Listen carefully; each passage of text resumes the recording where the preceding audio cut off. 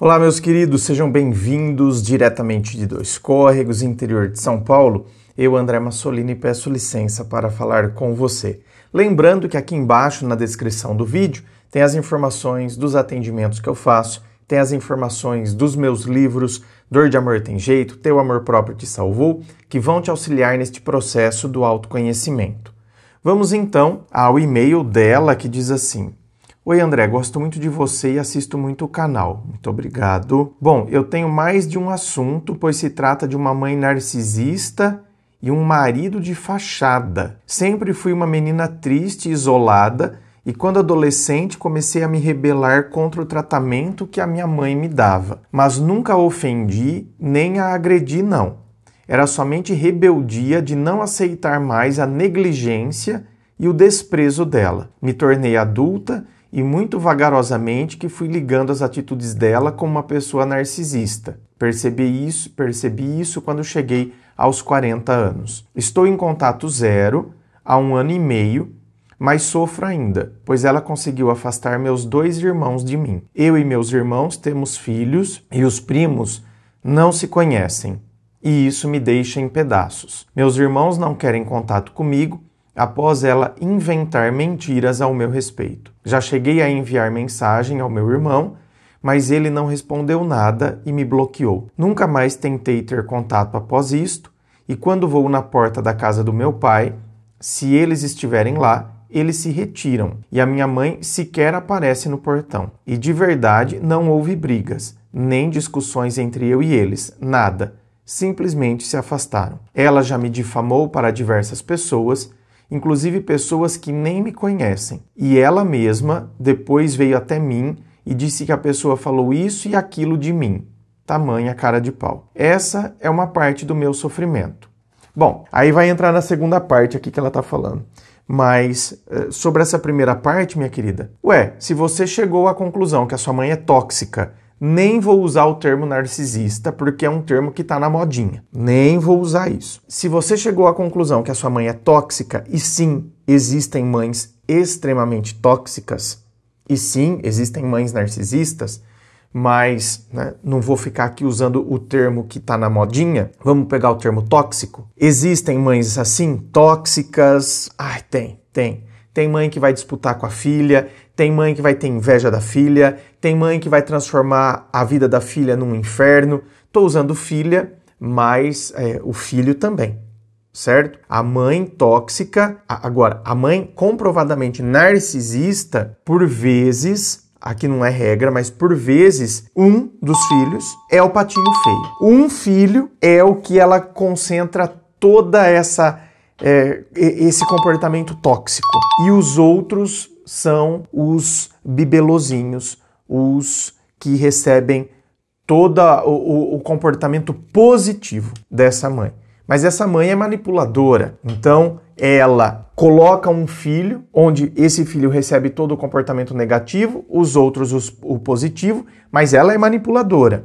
Então ela manipula para que os outros também tenham uma atitude negativa em relação a esse outro filho. E é o que a sua mãe está fazendo aqui. Então, se o que você está falando para nós aqui, se é a mais pura verdade, se você não tem nem ideia do porquê ela faz isso com você, por exemplo, e eu acredito, provavelmente foi mais ou menos essa dinâmica que a sua mãe fez. Manipulou, montou versões para justificar a decisão dela e para querer trazer os filhos ao lado dela, a ponto dos seus irmãos se retirarem quando você chega ali no portão. Eles se retiram, não querem ouvir o que você tem a dizer. Porque, olha só, gente? Às vezes a gente pelo menos vai ouvir o que a outra pessoa tem a dizer.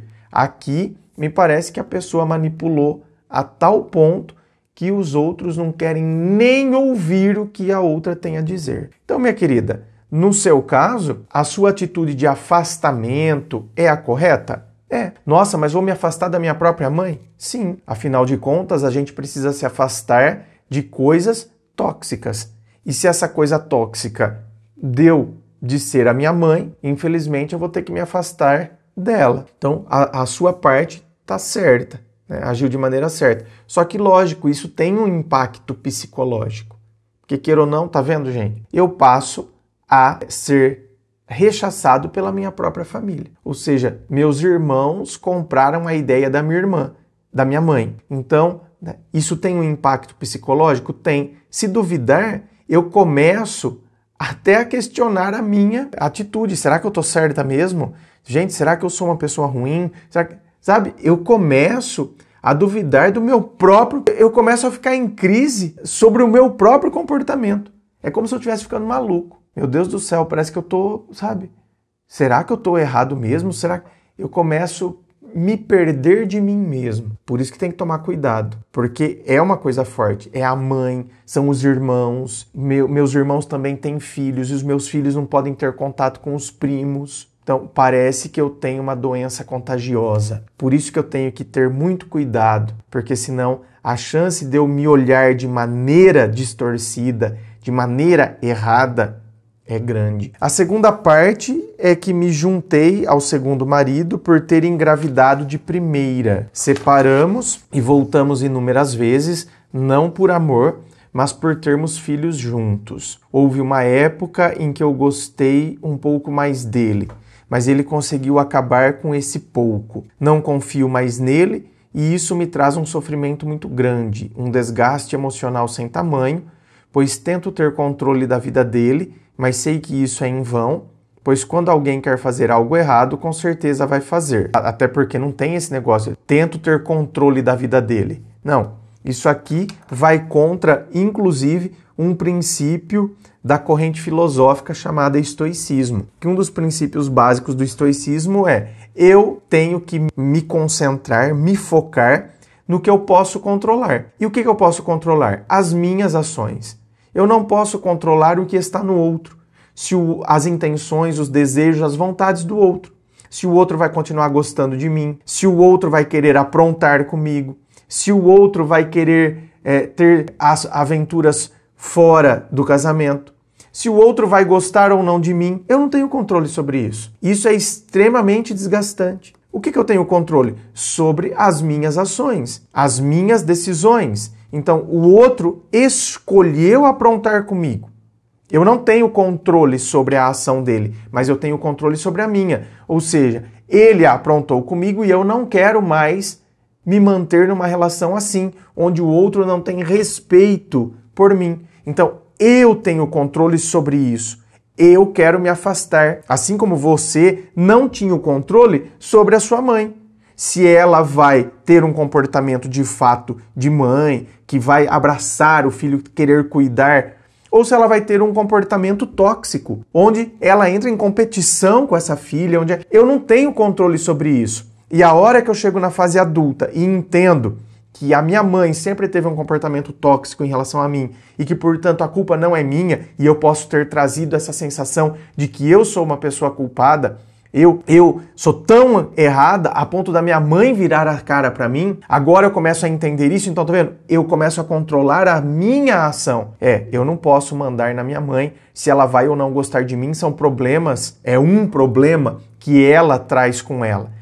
Agora, eu posso, tá vendo, tomar posse dessas informações e aí controlar o que está em mim. É melhor eu me afastar, não adianta eu pegar o que não é meu, preciso ressignificar o meu passado para não permitir que esse comportamento tóxico que ela teve desde quando eu era criança, eu não permita que isso continue me influenciando até hoje, fazendo eu acreditar que eu sou uma pessoa ruim. Então, aí eu começo a controlar, tá vendo, o que está em mim. Então, eu não posso controlar o que está no outro. Em outras épocas, deixo ele à vontade, paro de pegar no pé, mas sinto como se ele estivesse me fazendo de palhaça, pois ele chega todo carinhoso e sempre ligo isso a cinismo. Tá, mas aí então... aí complica, né, minha querida? Porque quando o cara tá brigando com você, ok, então... ou ele tá aprontando. Só que aí, a hora que ele vem, carinhoso, tal, ou seja, olha lá, ela agora mudou, então acho que agora eu vou valorizar a relação. Aí pronto, não, ele tá fazendo isso porque ele é cínico. Então, nunca vou estar bem, não tem como ficar bem. A última situação foi ontem, na rua, eu dirigindo e ele no banco do passageiro. Vidros fechados e nós conversando. Quando ele quebra o pescoço para olhar duas mulheres diferentes em dois pontos diferentes nas ruas. Então, aí é um comportamento desrespeitoso. Aliás, sem noção também, né? Eu não acho isso normal, acho uma tremenda falta de respeito e sim, é motivo para término.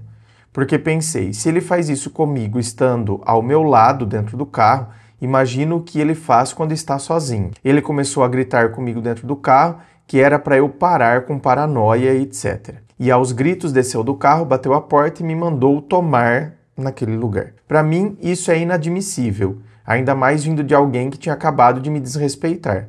O que estou sentindo é ego ferido? Ego ferido? Não, tem nada a ver com ego ferido. Estou sendo exagerada ao dizer que é motivo para término? Relacionamento desgastado e sem amor. Bom, minha querida, tem que ligar o modo racional. O que sustenta um relacionamento amoroso? Parece a filha do Silvio Santos tentando ajudar a pessoa naquele programa lá onde aparece as letras lá, que ela praticamente era pulseira, ela balançava a pulseira assim, mostrando para a mulher. Então, vamos lá. Tô quase sendo a filha do Silvio Santos aqui. O que precisa ter num relacionamento amoroso? Se eu tenho um casamento, eu tenho um relacionamento amoroso. Então, se eu não tenho o princípio básico para sustentar uma relação amorosa, eu tenho que começar a questionar. Então, tô sendo exagerada ao dizer que é motivo para término. Então, eu tenho que me questionar. Sobre a minha mãe e esse afastamento dos meus irmãos, como eu posso parar esse sofrimento? Bom, minha querida, entendendo que, tá vendo? Outra análise racional. O que você fez para que isso acontecesse? Não, eu não fiz nada. Minha mãe que sempre teve esse comportamento tóxico. Então, aí, só se eu estivesse te atendendo pra gente, de fato, entender quais são esses comportamentos, mergulhar desde a época da infância, quais as características a sua mãe tinha. Então, aí é uma coisa bem complexa que só numa terapia mesmo. Pois ela não se arrepende do que fez e ainda debocha. Tentei contato com meu irmão via mensagem sem sucesso. Não quero tentar pessoalmente, pois não quero ser maltratada, pois eles são estúpidos e grosseiros. Como parar esses sofrimentos dentro de mim, André? Ah, meu bem, isso aqui só com terapia mesmo, né? Tem coisa que é muito complexa e jamais uma gravação como essa daqui serviria para, nossa, meu Deus, como fez bem na minha vida. Não, esse tipo de gravação aqui é um indicativo. Ó, eu não posso pegar o que não é meu, eu tenho que tomar decisões, eu tenho que tomar, né, tenho que ter postura, tenho que me posicionar. Agora, muita gente não vai conseguir se posicionar, ressignificar o passado sozinho.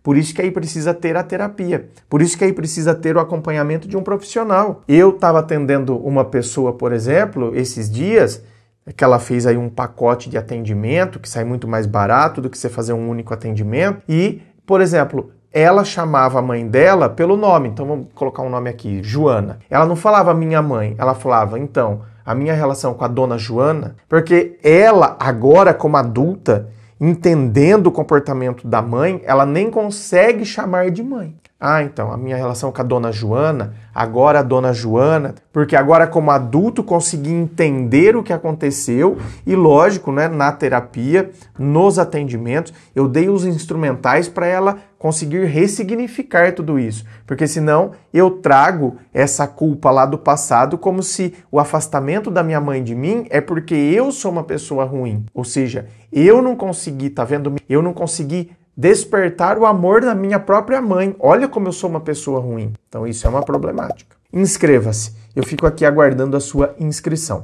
Se você curtiu, dá o seu joinha, compartilhe aí com seus amigos. Muito obrigado, beijo no coração e, é claro, um forte abraço.